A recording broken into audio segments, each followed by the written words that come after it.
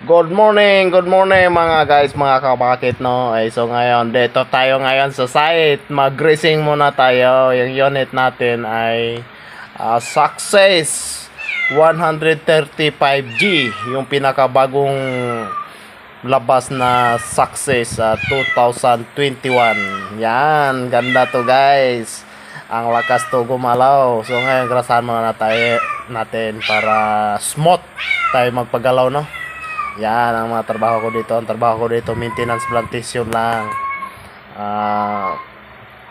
Maintenance plantation, mag-repair ng mga daan, mga culvert, ganun lang. At saka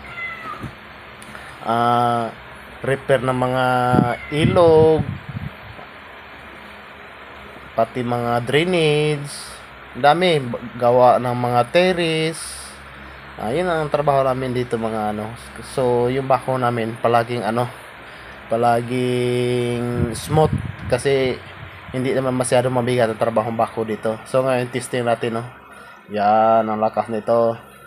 Bagong bago talaga itong unit ko na dito mga kabakit no.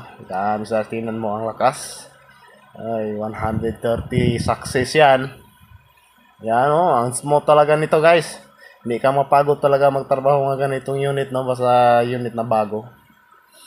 Kahit mag-isa lang ako dito mga guys, mga kabakit, masaya pa rin ako kasi yung bako, kompleto naman aircon, at saka may mga radyo, ganyan. Hindi ka makaranas ng pagod talaga basta ganitong unit mo no.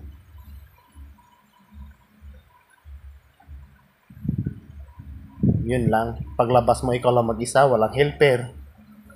Pero kung may helper ka dito, dali talaga matuto kasi pagkain mo ng tanghali or ano mga ginagawa mo, magtae ka, siya naman diretsong mag-practice.